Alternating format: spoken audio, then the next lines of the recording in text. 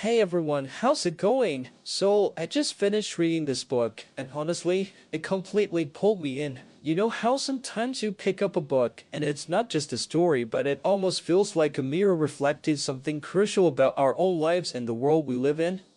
Well, this is one of those books. It's called Before the Fall, and it starts with this incredibly intense premise: a private plane, this fancy 9-seat Osprey 700, taken off from Martha's Vineyard on a foggy night, and then, just 16 minutes later, it crashes into the sea. Now here's the kicker. Out of 11 people on board, only 2 survive. A 4-year-old boy named GJ and a struggling artist, Scott Burrows, who literally swims miles through the dark burning ocean, carrying the boy to shore. From that moment, the book becomes so much more than just a disaster story. It dives deep into what happened, but even more into how we understand what happened and how people, and especially the media, twist and turn facts to fit their own narratives. You immediately wonder, right, like, how does something like this even happen? Was it just a terrible accident, a freak act of nature? The book introduces us to Gus Franklin, the lead investigator from the National Transportation Safety Board, or STAT. He's this brilliant engineer, very logical, who believes every problem can be fixed by repairing a part, or if it's too broken, tearing it all apart and starting over. He's trying to piece together the mechanical facts, the flight data, weather conditions, anything that can give him a clear, rational answer. But here's the thing: while he's looking for those objective facts, the rest of the world, especially the news media, is already crafting a story, and that's where things get really fascinating. We meet Bill Cunningham, the anchor for Alt News, a huge 24-hour news network. Now, Bill isn't interested in just reporting the news, he wants to make the news. He takes this devastating tragedy and immediately starts spinning it into a sensational, conspiracy-laden narrative. He paints David Bateman, the network's chairman and one of the victims, as an American hero and suggests the crash wasn't an accident at all, but a terrorist attack or an act of sabotage. He claims Ben Kipling, another passenger who was supposedly under investigation by the Treasury Department, was trading with the enemy, and perhaps this was an enemy nation tying up loose ends. So while Gus is patiently sifting through wreckage, Bill is busy creating villains and martyrs,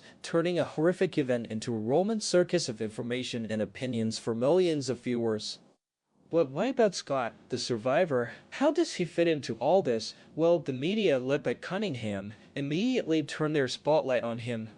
Scott, who was just a painter living a quiet life on Martha's Vineyard, suddenly becomes a mystery painter, a sleeper agent, a heroic scoundrel. His life is dissected, his past scrutinized, and every detail, no matter how mundane, is twisted into suspicion. He describes himself as a broken man with modest ambitions, a former blackout drunk, but the public sees him as a patron saint of good luck, someone touched by the impossible. It really makes you think, doesn't it? What happens when your personal story is completely taken from you and rewritten by strangers? Scott finds himself struggling to reconcile who he knows he is with this larger-than-life, often negative, public persona. He feels like a bug under the microscope, an object, stripped of some uncontrovertible humanity. It's terrifying, this loss of self in the glare of public scrutiny. He even describes his own art, which focuses on disaster scenes like train wrecks and plane crashes, as becoming part of the evidence against him. It's as if his art, meant to understand catastrophe, is now seen as a motive for it. As the investigation continues, Gus and his team slowly uncover pieces of the truth. They find the plane's cockpit door riddled with bullet holes. This immediately shifts the focus from mechanical or simple pilot error to something far more sinister.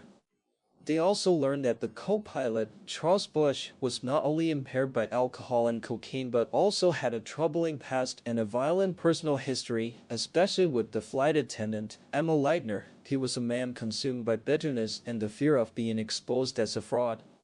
So, here's the heartbreaking truth: the flight recorder reveals that Charles Bush deliberately turned off the autopilot and put the plane into a dive, effectively murdering everyone on board, including himself. The gunshots heard on the recording were likely the security man.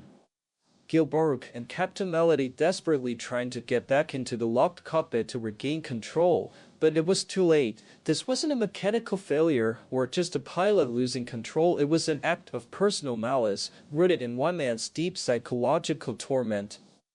And what does this mean for our perception of reality? This book makes it clear that we live in a world where information and entertainment have blurred lines. Bill Cunningham exemplifies this by tapping the phones of the victims' families and even Scott's to gather dirt for his sensational stories, believing that people have a right to know anything, even the most intimate details, if it serves his narrative. He's willing to sacrifice privacy, truth, and basic human decency for ratings and to confirm his biases.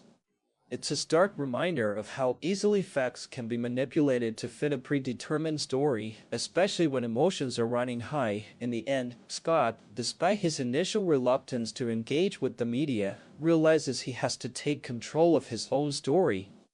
He confronts Bill Cunningham, not just to defend himself but to speak the truth about what actually happened, about the murder of innocent people, and to shame Bill for his exploitative journalism. He decides he will get his paintings back, reschedule his gallery meetings, and most importantly, teach GJ to swim. He is a survivor, and it's time to act like one. This book is a powerful commentary on our modern world, where tragedy instantly becomes content and private lives are turned into public spectacles. It challenges us to question the narratives we're fed, especially by the media, and to seek out deeper truths beyond the sensational headlines. It also reminds us of the incredible resilience of the human spirit, the unexpected connections that form in the face of disaster, and the quiet heroism found not just in grand gestures, but in the simple act of choosing to move forward, to keep living, and to protect those who need us. So, if you're looking for a book that will make you think about truth, identity, and the wild ride of modern media, this one is a must-read. It really changed how I think about every news report I see, every breaking story, and makes you wonder what's the real story behind the headlines, and who is telling it. Give it a read, you won't regret it.